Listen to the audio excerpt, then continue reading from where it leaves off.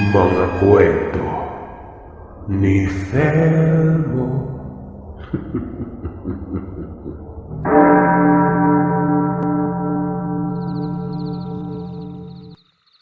Itago niyo na lamang po ako sa pangalang Tobias. Katulad ng iba, ang kwentong ito ay nakakatakot at kapupulutan ng aral. Nangyari ito nung lumipat kami ng tirahan sa may Alegria, sa isang sitio sa may parteng matutinaw. Kung may tatanong kung kailan, medyo matagal na. Pero natatandaan ko ang taon at kung hindi ako nagkakamali, 1996 yon. Hindi magulang at mga kapatid ang kasama ko sa paglipat, kundi ang itinanan kong babae na taga-syudad ng Cebu. Iba talaga kung nalaso ng tinatawag na pag-ibig. Hindi na inisip ang kinabukasan. Puro na lamang kapusukan. Katunayan ay napatigil ako sa pag-aaral ng kolehiyo. Kung sa Bisaya pa, naglabaw ang biga-biga. Ang hindi alam ay pagsisisihan din pala ang lahat nun. Itong pinaglipatan namin ay lugar ng kaklase ko. Kababata, kaibigan, malapit na kaibigan at kaklase pa. Si Arnold, hindi totoong pangalan. Bakit kababata? Di ba nga nakapagtataka naman yun na malayo ang lugar nila sa syudad? Ganito kasi yan. Kapitbahay namin sila doon sa mismong Cebu. Doon nagtatrabaho ang mga magulang niya. Lumipat sila at taga-Alegria ang mga ito dati. Nakiusap ako na sisibat ko ang kasintahan ko kasi nga ayaw sa akin ng mga magulang nun. Doon na niya sinabi na sa kanila daw at ito na yung lugar na ito. May bahay naman sila na magagamit namin. Magpaalam na lamang daw ako sa pinagkakatiwalaan. Pero hindi magpapaalam sa kanyang mga magulang kasi nga isusumbong ako nito sa magulang ko. Sabihan ko lang daw na pamangkin ako ng tatay niya. Magpapanggap akong pinsan ko si Arnold. Ganun lang. Walang naging aberya nang makarating kami. Yung pinagkatiwalaan sa bahay para namang may pagkasaltik sa ulo. Wala lang. Pagsabi ko na pinsan ko si Arnold tapos bagong kasal kami ng babaeng kasama ko at noon na balak tumira, pumayag ka agad. Ibinigay ka agad ang susi ng bahay.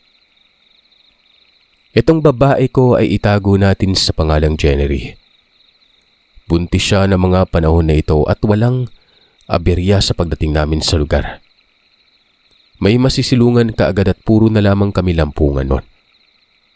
Pero ang hindi ko alam, paubos na ang perang kinulimbat ko noon sa bangko ng mga magulang ko.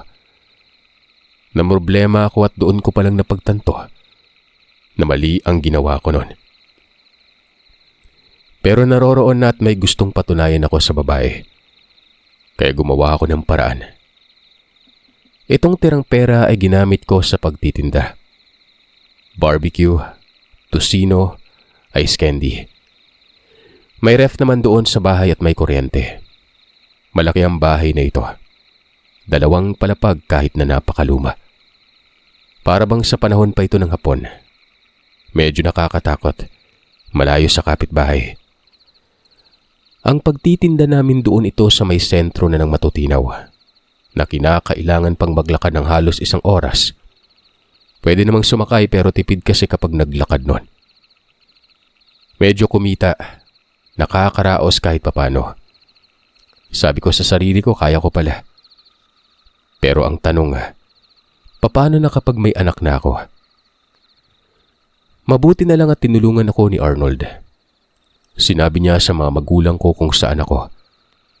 Para bang sumang-ayon na lamang ang mga yon kasi nga abala talaga sila sa kanilang trabaho. Bumisita si Arnold at may dalang pera.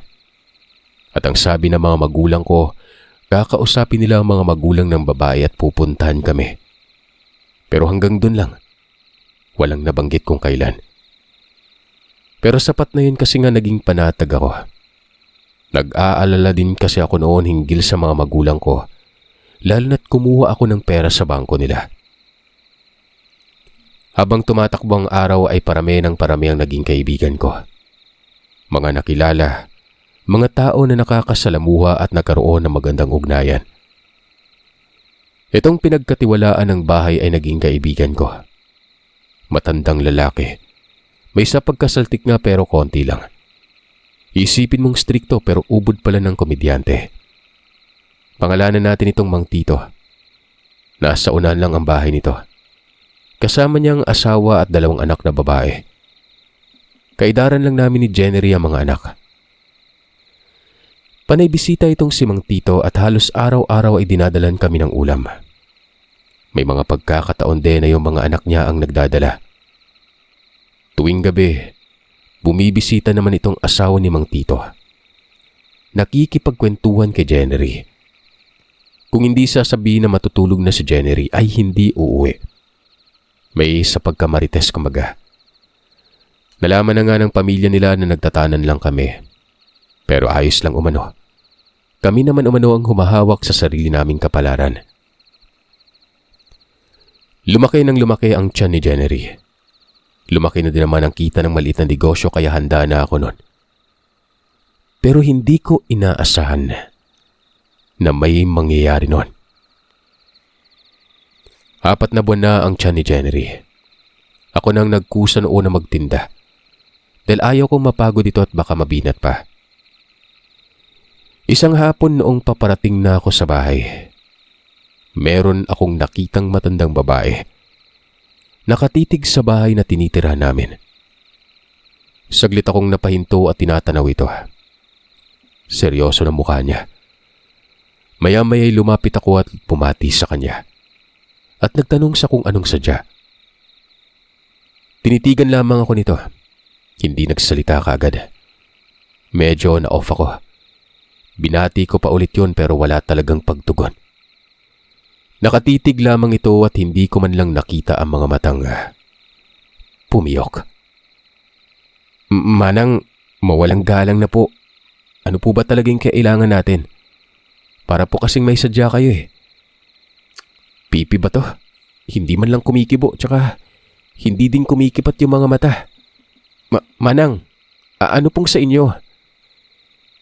Tumalikod ang babae. Nakasunod lamang ako ng titig sa kanya. Hindi ko talaga kilala. Hanggang sa sinangbit ko ito sa kung anong pangalan. Huminto yun pero hindi lumingon sa akin. Nagpakilala pero pangalanan natin siyang Manang Yasmin. Napadaan lang naman ako. Malulusog ang malunggay nyo. Gusto ko sanang kumuha kaso dumating ka. Pangit mo. Wika noon sabay lakad nito at hindi na huminto pa. Malunggay lang ang sadya. Nilait pa ako. Tapos kinabahan pa ako kasi nga naiisip ko na, alam niyo na, baka aswang. Napayandak talaga ako ng paa ko sa lupa sa pagkayamot. Gusto kong sigawan. Intense na intense ang pagbungad tapos yun lang. Kung sinabi niyang gusto niyang manghingi ng malunggay, kahit 1 puno pa ang ibigay ko. Marami naman yun sa gilid lang ng bakuran eh. Tapos tinawag pa akong ganun. Napapailing ako habang papasok na ng bahay. Si Jennery ay nasa kusina, nagsasaing. Para mas maging malinaw sa inyong kabuuan ng postura ng lugar. Bale, 2 palapag ang bahay. Kwadrado, walang beranda. Sa ibaba ay may isang silid. Naroroon na ang kusina, banyo, sala at pagkainan. Sa itaas ay may 2 kwarto. Gawa sa kahoy ang bahay. Mga tabla na matitibay. Sahig sa ibaba lang ang semento. May mga tanim sa gilid ng bahay na bougainvillea at yung yellow tops. Tapos may magandang nataran o tugkaran. Kasi nga, magbermuda ang naroroon. Napapalibutan ng bakuran at doon sa lugar may mga bougainvillea din at mga magkakahanay na malunggay. 2 lagusan ng bakurang ito. Sa harap at sa likod. May poso sa likod at sa unahan bahay na nila Mang Tito. May suba dito kung tawagin na malaking ilog. Suba kasi ang tawag sa Bisaya nun tsaka tabi ng suba, bahay nila Mang Tito na. Gusto ko lang ilarawan na maigi kasi dito talaga nangyari ang halos kabuuan ng kwento. Bumisita si Mang Tito. Nagulat ako kasi nagbigay babala ito. Yung matandang babae daw na nasa bakuran namin. Iwasan ko daw yun. Kako naman bakit? Ang sabi ng manong, basta daw iwasan ko yun lalo na't buntis si Jennery. Mabilis akong tumugon. Kako aswang ba yun? Tumango ang matanda. Tapos umalis na ito. Napatanong si Jennery kung totoo ba yung narinig niya at totoo ba yung aswang. Hanggang kwento lang naman pero naniniwala ako, Jen. Aswang daw ang loko. Para namang hindi. Malunggay lang yung sadya nun. Nako, hayaan na lang natin yun. Wika ako nun. Sinabi ko yun sa ka-live-in ko kasi nga ayaw kong mabahala ito. Pero sa loob-loob ko, kinakabahan ako nun. Unang beses ko palang nakita si Mang Tito na ganun magsalita. Kinagabihan, eto na naman. Nagatid na naman ang ulam ang pamilya ni Mang Tito. Kung hindi sa tanghali, sa gabi nagbibigay ng ulam. Pero asawa niya na ang naghatid nun. Pangalanan natin itong Aling Miday. Sabi noon ay may nabanggit umano sa kanya si Mang Tito. Paniwalaan daw namin yon kasi nga maraming naniniwala na aswang ang matandang si Manang Hasmin. Ingat-ingat kasi nga ang mga aswang umano. Magaling manglinlang. Huwag tatanggap ng mga bagay na ibibigay nito, lalo na ang pagkain. O kung hindi naman kaya, huwag na lang talagang lapitan. Salamat po sa mga paalala, Aling Miday. Hindi naman kumakausap itong si Jennery ng mga taong hindi niya kilala. Kaya kumpiyansa po ako. Tsaka parang hindi naman po aswang yun. Kayo ang bahala. Basta hindi kami nagkulang ng paalala, ha? Si Arnold ba't kailan ang balik niya? May mga sinabi pa tungkol sa amin? Wala naman po, pero sa susunod na buwan pa siguro yung balik. Makakapag-asawa na siguro ako nito. Maniniwala ako na kasama na noon ang mga magulang nitong si Jennery. Tapos kasama na din yung magulang ko pagbalik. Yari talaga. Kayo naman kasi, padalos-dalos. Pero bilib din ako dahil nga pinaglaban nyo. O shit, aalis na ako. Matapos naming maghapunan, siguro ay nasa pasado 8:00, nagreklamo si Jennery. Masakit umano ang kanyang tiyan. Kako naman ay baka nasiraan ito doon sa mga kinain. Pero ayon kay Jennery, parang hindi naman doon. Basta't masakit ang kanyang tiyan na para bang may tumutusok. May langis ako sa niyog at ako lang ang gumawa nito. Hinaluan ko lamang yun ng pamahid na uso nun. Ultrapas ang pangalan. Pinahiran ko ang tiyan niya. Medyo kumalma. Tapos ang sabi ay aakyat na siya ng bahay. Ako noon ay naguhugas ng mga pinagkainan. Maglalaba pa ako. Ganun kami dati. Mula noong maging maselan na ang lahat para kay Jennery. Hindi ko na siya pinagtatrabaho ng mabigat. Saing lang siya at paglilinis ng bahay. Ako na pagkatapos nun. Maya-maya ay narinig kong dumaing si Jennery. Nagkukumahog ako sa pagpanhik ng hagdan. Nadatnan ko si Jennery na nakasandal sa may pinto at sa puwang tiyan niya. Nakabusangot na mukha at pawisan to. Tinanong ko siya kung anong nangyari pero hindi ito kumibo. Kaya naman naghanda ako noon para dalhin sa ospital. Pagkalayo pa naman ng gamutan, nasa Toledo pa. Tapos gabi na. Nang pupuntahan ko na sana si Mang Tito kasi nga manghihingi ako ng saklolo. Merong nakabungad sa labas ng bakuran. Napahinto ako nun. Imahe ng tao ng babae. Hindi klaro gawa ng hindi abot ang liwanag doon. Sa likod yun ng bahay. Lumapit ako pero dahan-dahan namang laglaho. Kinilabutan talaga ako. Wala namang ibang pumapasok sa diwa ko kung hindi aswang yon. Bagamat imahe lang pero aminado akong babae talaga ito. Hindi ako tumuloy. Binalikan ko na lamang si Jennery. Naroroon na siya sa may higaan. Nakaupo ito at hindi na balisa. Tumabi ako noon at nagtanong sa kung may sakit pa. Umiling si Jenny at sinabing wala na daw. Gusto kong sabihin noon na may nakita ko sa labas, na may aswang, pero pinili kong ilihim. Pero aminado ako na yon ang dahilan kung bakit sumasakit ang tiyan niya. Pinili kong wag munang magtrabaho kinabukasan. Yung stocks namin ng paninda ko konti na lang naman kaya hindi naging problema kung nakalagay lamang yun sa ref.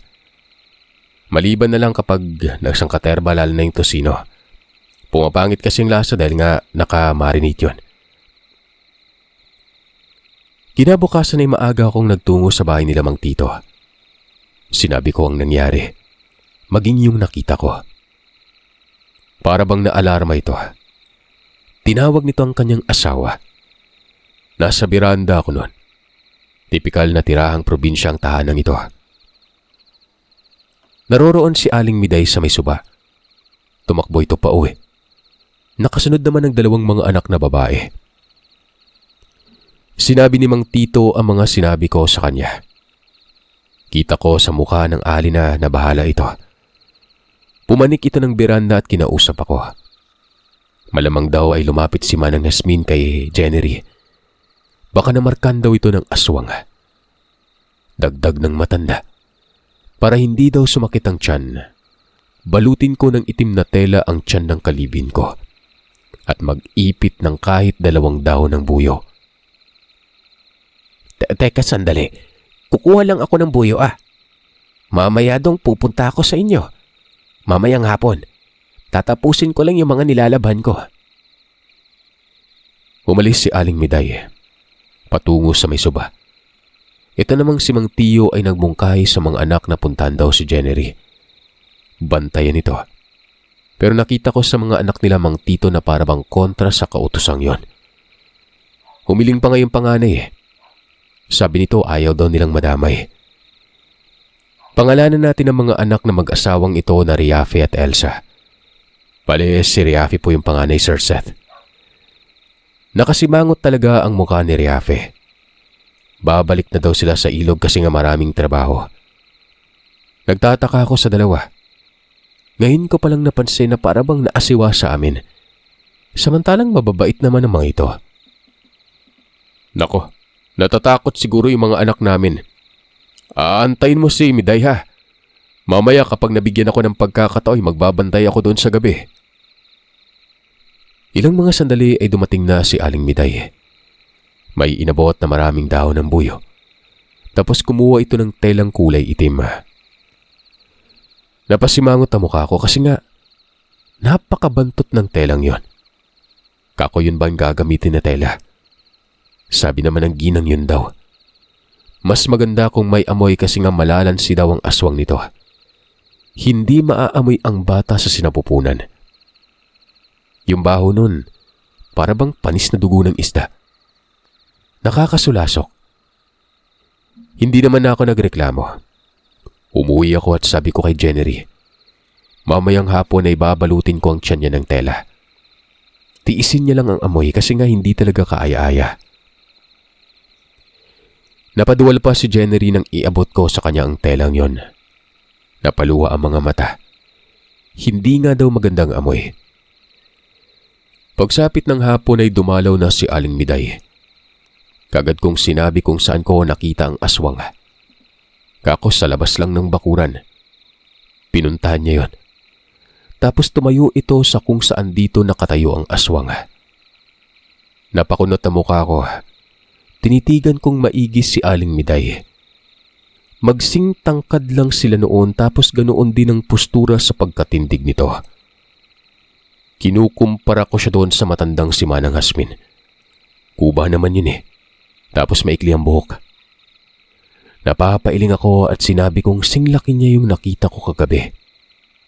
Wika naman ito ay baka namamalik mata lamang daw ako. May nakapagsabi ng aswang.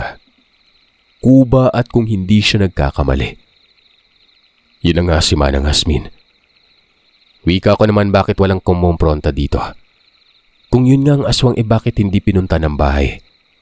At dagdag ko saan ito nakatira. Ang mahirap kasi dyan, Dong Tobias. Hindi pinapanigan ng batas ang aswang. Tapos wala pang ebidensya. Etong mga tao'y umiiwas na lang. Si Manang Yasmin, 2 ang bahay niyan. Nasa tawid ng suba ang isa habang ang isa pa ay doon sa may direksyon yon. Napakilala yan bilang albularyo dati. Hindi naman yan taga dito. Nakapangasawa lang ng taga dito tapos hindi nabiyayaan ng mga anak. Iyon lang ay batay sa mga narinig ko. Tumatango lang ako nun. Dagdag pa ng ginang. Mamaya umanong 6:00 ay dapat nakabalot na ng telang itim ang tiyan ni Jennery. Huwag nang antay na sumakit pa. Dahil kapag ganoon ay hindi natatalabang tabon. Umuwi naman si Aling Miday kaagad. Sila ni Mang Tito. Hindi naman ganoon katanda. Mga nasa 60 lang ang edad mahigit pero itong si Manang Yasmin tingin ko nasa 80 na eh. Walang ano-anong binalot ko agad ng telang itim ang tiyan ni Jennery. Nag-ipit na rin ako ng buyo at pinahiran ko pa ng langis na gawa ko. Oo, hindi sumasakit ang tiyan niya pero nakasimangot sa amoy. Hindi nga nagkaroon ng maayos na kain habang naghahapunan kami nun eh. Maaga akong nakapagpasyang matulog. May mga dapat iligpit pero gusto ko nung magpahinga sa tabi ni Jennery na mas maaga. Kasabay nun, nakikiramdam ako. Pasilip-silip ako sa bintana. Maging yung sa likod. Sinipat ko na din yun. Kinakabahan ako. Para bang nahahagip ko ng tingin yung aswang. Pero kapag tinititigan kong maigi sa isang banda, wala naman. Siguro ay dulot lamang ito ng matinding pag-aalala. Hanggang sa noong nakatulog na si Jennery, nakarinig ako ng kakaibang tinig. Yun bang parang nasa tabi ng bakawan. Nagpipitik-pitik ito kasabay ng tinig ng butike. Nakakairita. Bumangon ako. Niyugyug ko ang ulo ko sa inaakalang guni-guni lang. Pero naroroon pa rin ito. Para bang naghahalosinita ko nun. Bumaba ako ng bahay. Uminom ng tubig. Habang nasa alababo, napatirik ang tingin ko sa labas. Meron akong napansing gumagalaw. Doon ito sa labas ng bakuran. Kinikipat ko ang mga mata pero meron talaga. Hanggang sa may nakita akong tao. Tinitigan ko itong maigi. Hindi naman kasi malinaw eh. Lumundag ito papasok ng bakuran. Nagulat ako. Nabitawan ng baso at dali-dali akong umakyat ng bahay. Doon ko sinilip sa itaas banda. Naroroon ang tao. Hindi ko talaga makilala. Tinamaan siya ng liwanag pero hindi klaro ang mukha nito. Nakayuko pa. Pero lalaki ito, Sir Seth. Malapad ang balikat eh. Nakakasual na suot. Puting damit at naka-shorts lang. Hindi ako sigurado kung puti ba talagang damit yon basta light-colored siya. Napapamura ako. Sabi ko, bakit lalaki? Kagabi babae naman. Tapos ngayon lalaki. Hindi ko pwedeng isipin na hindi aswang yon. Walang makakagawa ng ganoong paglundag.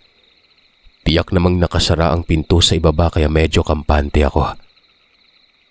Tinataboy ko kako. Para ako nagtataboy ng ason eh. May ritaso ng kahoy sa itaas. Kinuha ko yun at siniksik sa bintana at bato sa kanya. Hindi gumagalaw. Itong bintana ay jealousy type siya pero kahoy. Inulit ko ang pagtaboy pero naglakad lang ito ng kalmado. Patungo sa may dingding. Hindi ko na ito makita pa.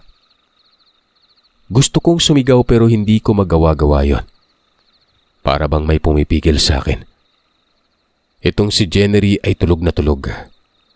Mantakin yung hindi man lang yun nagising kahit pa nakalika na ako ng ingay. Ilang mga sandali ay napaatras ako dahil biglang sumilip ang aswang sa bintana. Na kung saan naman doon ako nakasilip. Nasa itaas na siya, Sir Seth. Nagkatitigan talaga kami tapos gumapang yun at kitang-kita ko talaga kung paano nito katkatin ang dingding patungo sa may bubungan. Walang kahirap-hirap yon. Lumalagitik na ang mga pako sa may bubungan. Lumalangit-ngit na din ang yero. May kisame pero danig na dinig ko ang bawat paggalaw ng aswang. Kasama pa doon ang tinig nito na may sa pagkaahas at may halong butike. Ang hirap ilarawan ng boses na yon. Nakakapanindig balahibo. Sa ngayon nga kapag naaalala ko ang tinig, kinikilabutan pa rin ako. Doon ay pumasok ako sa loob ng silid. Sinara ko ang pinto. Tiniyak kong silyado ang bintana. Ginising ko si Jenny pero hindi ito magising-gising. Niyugyug ko ang katawan. Kala ko kung napano na pero humihilik yon. Humihinga. Tumutulo pa ang laway sa imbing ng tulog niya. Hindi ko alam ang nangyayari. Bakit ganon? Bakit hindi ko magising ang ka-live-in ko? Kung pwede lang sampalin ay ginawa ko na dapat yon pero buntis eh. Mura ako ng mura. Sigaw ako ng sigaw. Humihingi ng tulong.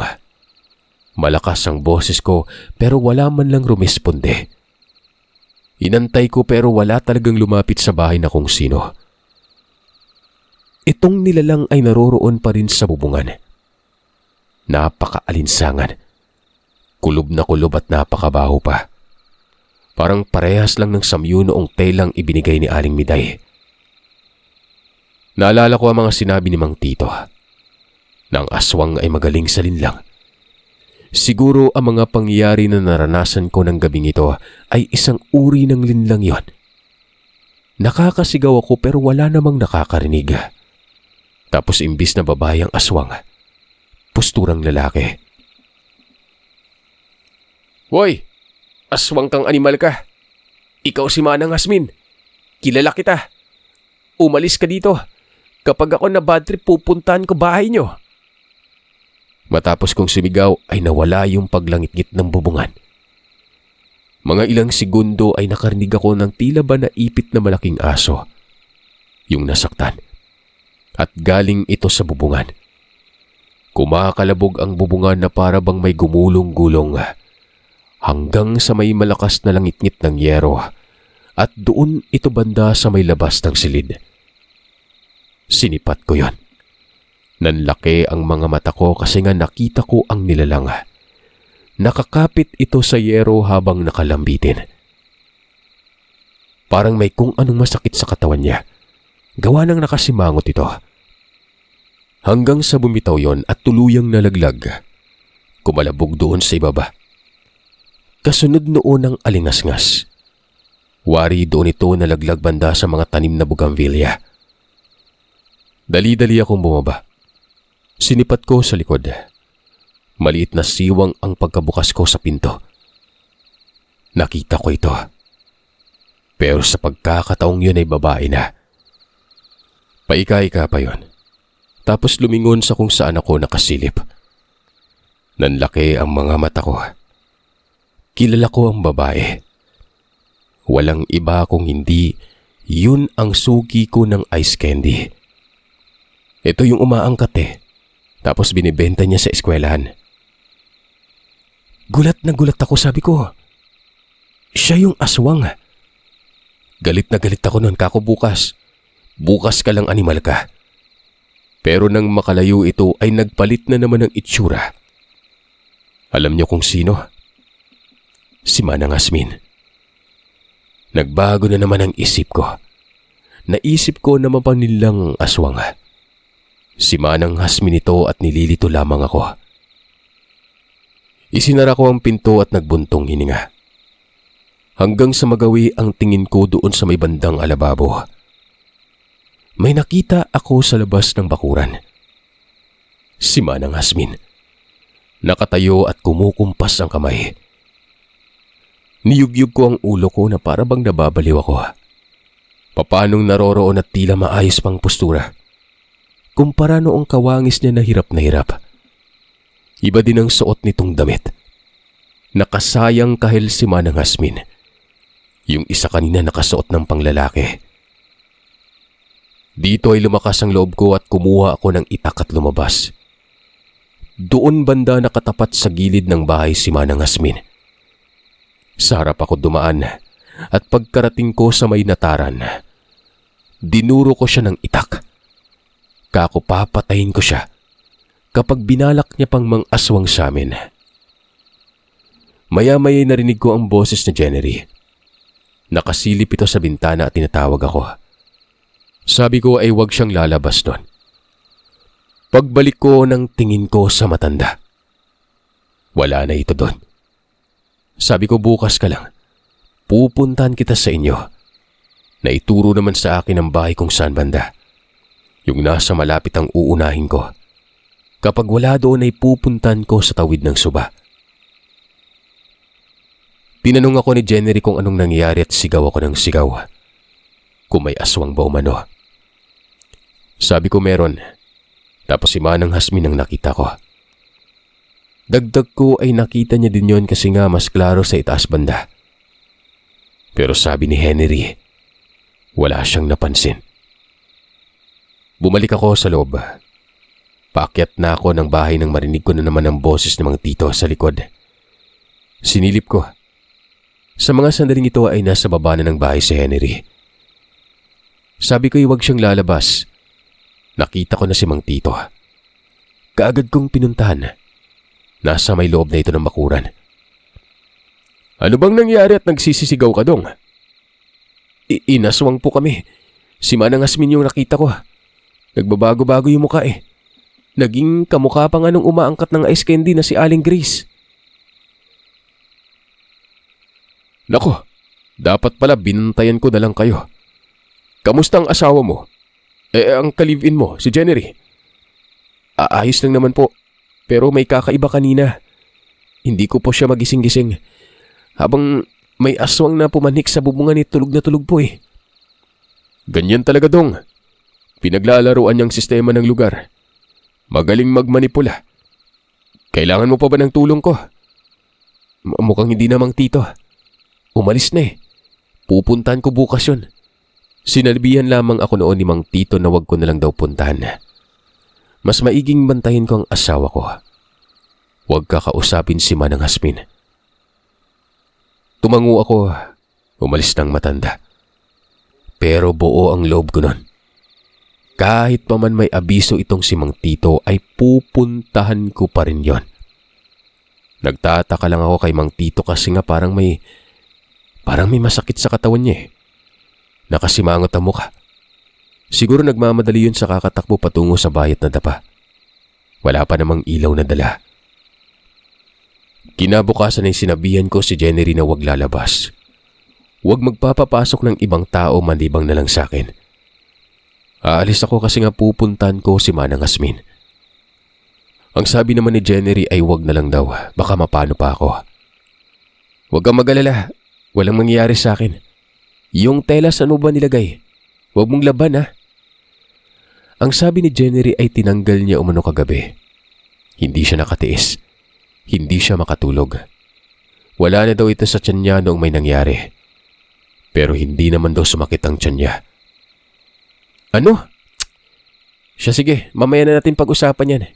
Ikaw talaga, tiniis mo na lang sana. Babalik ako kaagad ha.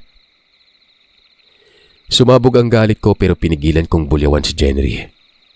Mura ako ng mura habang naglalakad. Inalis niya pala. Kaya siguro nakatulog yun ng hindi man lang namamalayan ang pangyari. Naiintindihan ko kahit pa siguro ako. Hindi ko talaga maatim yung amoy nun. Binaybay ko ang maliit na daanan. Maisa ng bawat gilid nito. Sa unahan ay may makapal na kakahuyan. May bahay akong nakikita. Inakala ko na ito na ang bahay ng matanda. Kaya naman mahigpit nang nakaumang ang kamay ko sa hawakan ng itak. Nasa taluban ng itak, tangkil ko yon. Nung marating ko ang bahay, sinipat ko muna. Kubo lamang yun tapos halatang may tao. Tinawag ko ang pangalan ni Manang Asmin. May babaeng sumilip sa bintana. Nakasimangot ang mukha nito. Hindi yun katandaan. Tapos may isa pang dumungaw. Lalaki naman. Sabi noon ay wag ko daw isisigaw ang pangalan ng matanda. Baka makarinig pa umano. Hindi daw doon nakatira. Pagkos ay nasa may unahan pa. Kakaliwa daw ako noon sa may isa pang maisan. Tapos saka na ang makikita ko na may namumukod tanging bahay. Dong, huwag kang magpakumpiyansa ha. Delikado yung matandang yan. Ni minsan hindi nga namin binabate. Ano bang sadya mo? Wika pa nung lalaki. Mag-asawa ang nasa bahay. May anak na sumilip din. Nahiya tuloy ako. Pero sa kabila ng lahat ay hindi ako nagsalita. Dumiretso na ako sa lugar na tinuro nila.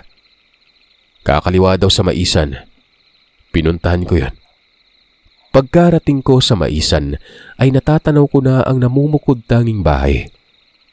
Maraming manggahan dito. Pero nag-iisa lamang ang tirahan doon.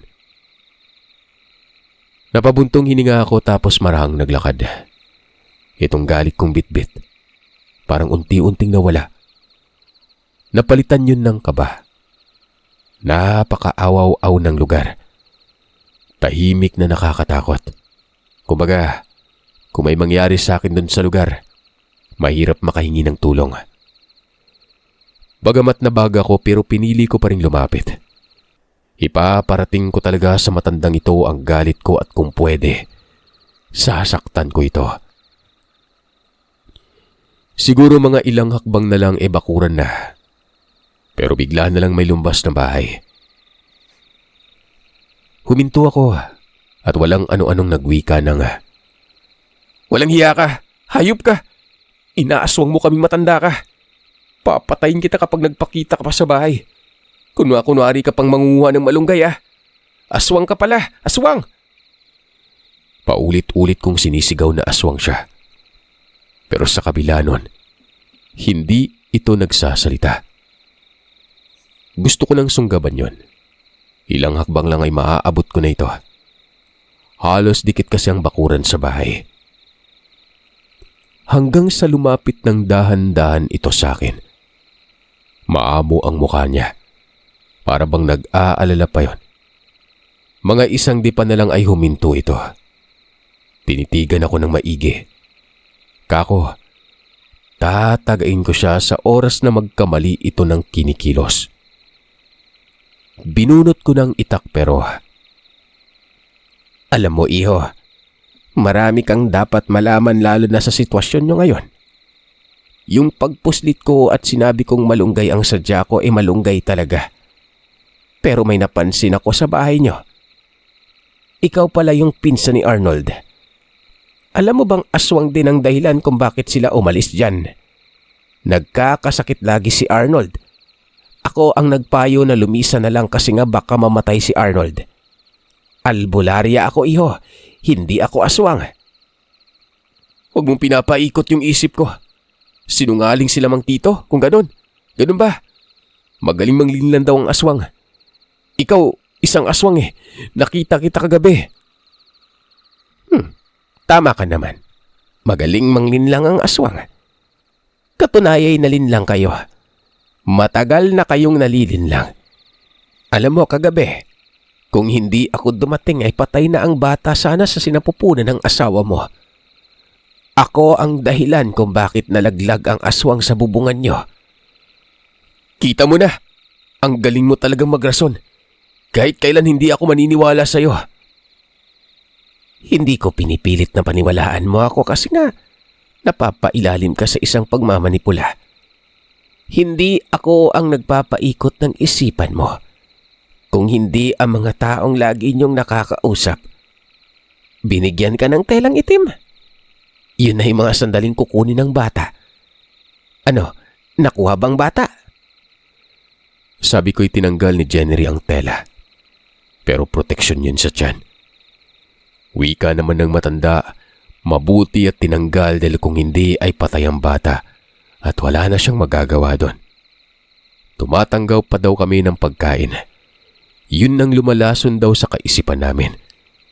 Gaya na lang ng nangyari kila Arnold. Huli na nang malaman ko na aswang ang pamilya nila. Napakagaling kasi magtago ng presensya. Nakaalis na sila, Arnold. Hindi ko nasabihan sila na itong pinagkakatiwalaan. Yan ang mga aswang. Hindi ako nabigyan ng pagkakataon. Hindi na din kasi bumalik ang pamilya. Ibaba mo yung itak mo. Wala akong ginagawang masama, iho. Tumutulong ako sa inyo. Bakit ang sabi ng mga tao dito ikaw daw? Karamihan ikaw ang laman ng usap-usapan eh. Aswang ka daw at hindi nila nagawa ng paraan kasi nga walang ebidensya. Sapat na yun. Marami ang kalaban mo. Sapat na yun para intindihin ko na ikaw yung isang totoong aswang. Basta ang nagsabi sa akin na lahat ng mga tao naniniwalang aswang ka. Lalo na sila Mang Tito. Hindi kagad nagsalita si Manang Hasmin. Umupo ito sa may gilid ng bakuran.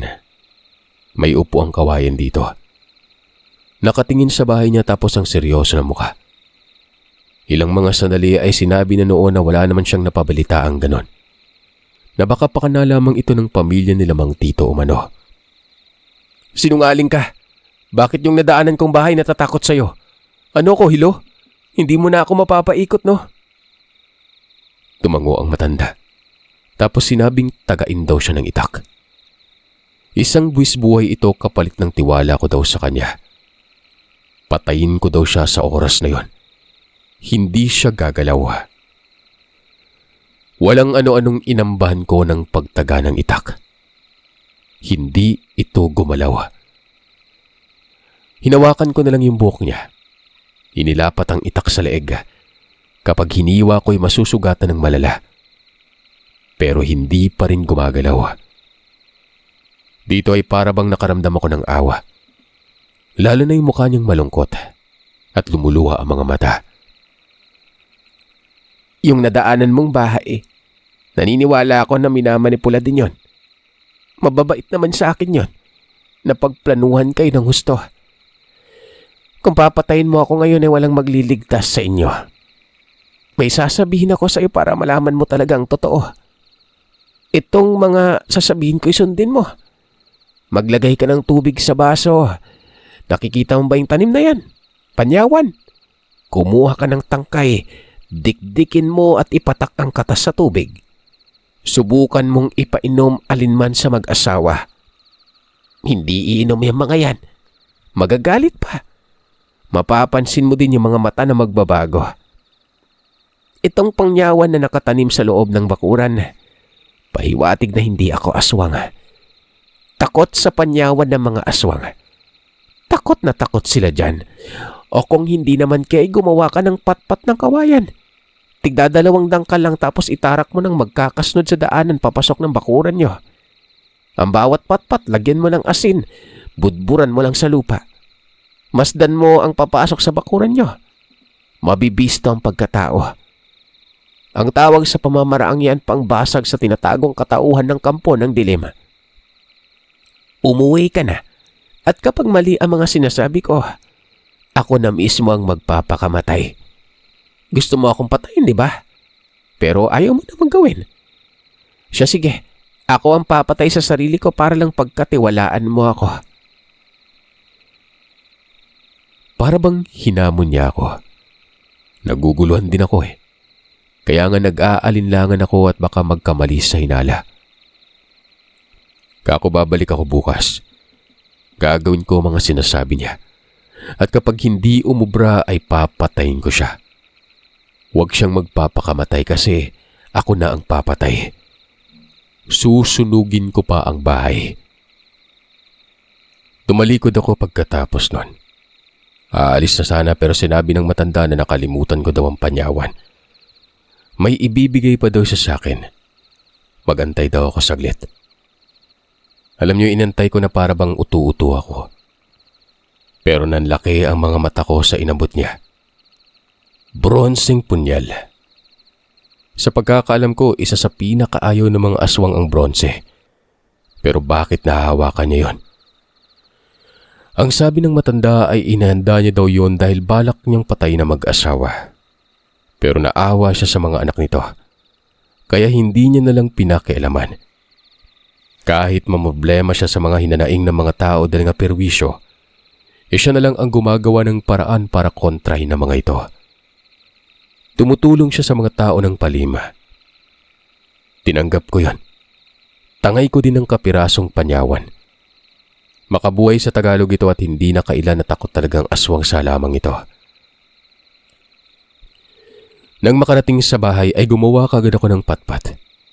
May nakahanda naman doon. Gawa ng nagtitinda nga ako ng barbecue at tosino. 10 piraso, 2 daliri ang kapal, at may habang tagda-2 dangkal. 5 sa likod, 5 sa harap. Tinarak ko lamang yun ng magkakasunod tapos nilagyan ng asin. Tigka kalahating dipa ang agwat ng bawat isa. Sunod kong ginawa yung tubig na pinigaan ng panyawan. Nagtatanong sa akin si Jennery, sa ano bang ginagawa ko? Seryoso daw na parang may kung anong saloobin. Dagdag nito ay kamusta daw ang pagbisita ko doon sa may bahay ni Manang Asmin. Sabi ko naman, may ipinapagawa sa akin na hindi itong aswang at ang aswang ay walang iba kung hindi ang pamilya nila Mang Tito. Hindi ako sigurado, Jennery, pero kailangan kong pakinggan si Manang Asmin. Baka mali ang lahat eh. Makukulong lang ako sa pagpatay sa hindi tamang tao. Ayon naman kay Jennery ay nababaliw na daw ako. Kung yun lang din ang mangyari sa amin mabuti pang bumalik na lamang kami ng Cebu. Baka nagkausap na lamang umano ang mga magulang namin. Papagkatiwalaan mo muna ako ngayon. Batay sa sinabi ng matanda, yung mga ipinagawa niya sa akin mga pangontre. May mga patpat Kapag dumaan dyan si Mang Tito at Aling Miday, masdan mong maigi Sa likod ako, sa harap ka. Hindi naman nagsalita si Jennery pero halata na para bang dismayado. Nagtungo ito sa may sala. Umupo sa mahabang upuan at sinilip ang bakuran. Siguro'y pinipilit nito na paniwalaan ako. Pinipilit niyang magtiwala sa mga sinasabi ko. Sana naman hindi sumablay. Sana naman tama ang lahat nun. Tanghali na noon. Mamaya lang ay dadating na yung maghahatid ng ulam. Dito sa likod kadalasang dumadaan kaya naman nakaantabay talaga ako. Pero hindi ko inaasahan na si Jennery ang makakakita nun. Bigla na lang itong lumapit sa akin at sinabing dumating na daw. Si Aling Miday ay pangit ang muka. Maitim na nanlilisik ang mga mata. Noong nasa loob na ito ng bakuran, naging normal yon. Sa makatwid, totoo ang mga sinasabi ni Manang Asmin. Pumasok ng bahay itong si Aling Miday. Mabuti at kaagad namang kumalma ang pares ko at nagkunwari. Bumati pa ang ginang at nangamusta. Sabi ko ayos lang. Inilagay niya ang ulam sa lamesa. Nakangiti lang ako na hilaw. Kinakausap ko si Jennery at napansin ko ang panaytitig nito sa tiyan niya. Kinuha ko yung basong may lamang tubig at gatas na makabuhay o panyawan. Inabot ko sa ginang at sinabing uminom muna siya ng tubig. Bigla na lang napapitlag ito at hinampas ang kamay ko ng kamay niya. Kitang-kita kong nagalit yon. Yung mga mata ay naging purong kulay itim. Nagkatitigan kami ni Jennery. Umalis sa matanda. Pagkadaan nito sa may tinarakan ko ng mga patpat. Nakita ko din ang postura. Napakapangit at buhagag ang buhok. Sinabi ko na walang ibang aswang kung hindi pamilya nila Mang Tito. Dagdag ko'y umalis na kami ngayon din. Nagkasundo naman kami na mapapangasawa ko. Naghanda kami. Pero na habang nangyari ito, biglang dumating si Mang Tito. Kumalampag pa ang pintuan na para bang galit na galit yon. Saan kayo pupunta? Hindi kayo makakaalis dito. Nanginginig ang katawan nito at nanlilisik ang mga mata. Umiyak si Jennery. Hindi ko alam kung bakit hindi ako nakakapagsalita. Na tila ba may pumipigil sa akin nun. Hanggang sa biglang pumasok ng bahay si Manang Asmin. May mga binabanggit itong kataga na hindi ko maintindihan. Hindi ko inaasahan ang pagbungad niya. Pagkatapos lang magmuni-muni ay nagwika yun ng, "Tapos na! Tapos na kayo ngayon sa akin. Matagal na kayong namimirwisyo. Sinira niyo pa yung pangalan ko. Nag-aantay lamang ako ng pagkakataon. Ngayon kapag hindi kayo lumayas sa lugar na ito, ipapakita ko sa lahat ng mga tao na nakatira dito ang totoong pagkatao niyo. Kahit pa may araw. Mabuti pa siguro'y magsimula na kayong magbalot ngayon. Mga tao ang papatay sa inyong lahat, mga kampon kayo ng dilema." Umalis na matanda. Nagtatatakbo ito pauwi sa kanila. Habang nangyayari naman ito, sabi sa amin ni Manang Hasmin na lumikas din kami at huwag nang babalik sa lugar. Wika ko naman sa kanya'y maraming salamat at humingi ako ng tawad. Kung sino pa yung taong kaduda-duda ay yun pa ang tumutulong at hindi masama. Umalis kami, diretsong Cebu. Gulat na gulat sila Arnold sa mga sinabi namin patungkol sa pinagkatiwalaan nilang tao. Yun lang din palang dahilan kung bakit nagkakasakit si Arnold noon. Samantala, eto na.